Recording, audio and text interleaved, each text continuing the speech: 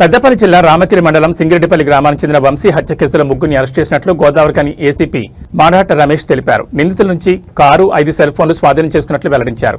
గోదావరిఖని 2వ పట్టణ పోలీస్ స్టేషన్లో ఏర్పాటు చేసిన మీడియా సమావేశంలో ఏసీపీ మాట్లాడుతూ వంశీ అలేఖ్య ప్రేమించుకున్నారని తెలిపారు. అనంతరం అలేఖ్య హైదరాబాద్ చెందిన నవీన్ ని వివాహం చేసుకున్నప్పటికీ వంశీతో సంబంధాలు కొనసాగినట్లు చెప్పారు.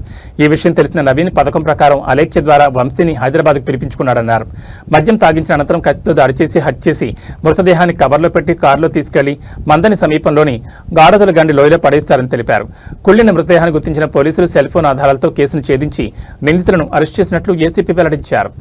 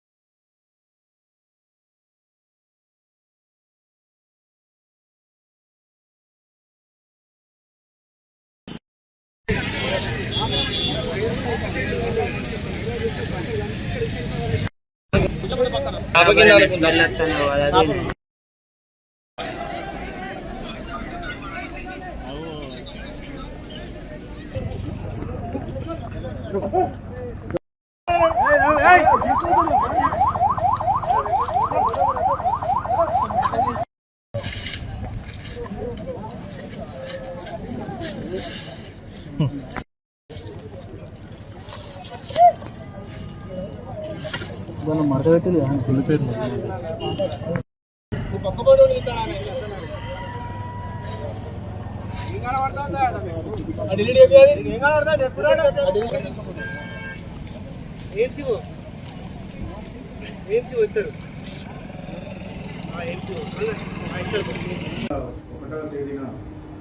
గోదావరిఖని కూటం పోలీస్ స్టేషన్ పరిధిలోని సింగిరెడ్డిపల్లి గ్రామానికి చెందిన చుండ వంశీ అనే వ్యక్తి తప్పిపోయినట్టు కనిపించడం లేదని తల్లి యొక్క ఫిర్యాదు మేరకు పోలీస్ స్టేషన్ కూటం పోలీస్ లోపల మిస్సింగ్ కేసు ఒకటి రిజిస్టర్ చేసి మిస్సింగ్ వ్యక్తి యొక్క జూల వంశీ యొక్క సెల్ ఫోన్ ద్వారా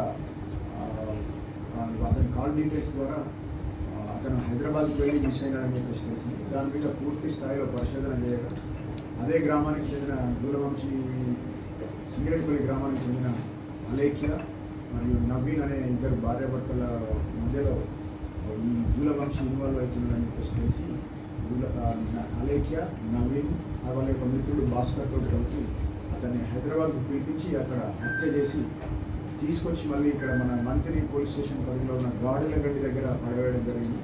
దీని మీద సాంకేతికమైన ఆధారాలతో పాటు మిగతా అన్ని సాక్ష్యాలు సేకరించి వాళ్ళ ముగ్గురిని ఈరోజు అరెస్ట్ చేసి కోర్టులో ప్రొడ్యూస్ చేయడం జరుగుతుంది. దీని మీద ఇంకా పూర్తి స్థాయిలో సాంకేతికపరమైన ఎవిడెన్స్ ఏముంది, ఇంకా దాని వెనకాల ఇంకేమైనా కుట్రకోణం ఉందా అనే దాన్ని పూర్తి స్థాయిలో పరిశోధన చేసి ఇంకెవరైనా ఉంటే వాళ్ళని కూడా ఈ కేసులో అరెస్ట్ చేసి పూర్తి స్థాయిలో ఛార్జ్ షీట్ చేయాలి. అక్కడికి ఎట్లా తీసుకోవాలి?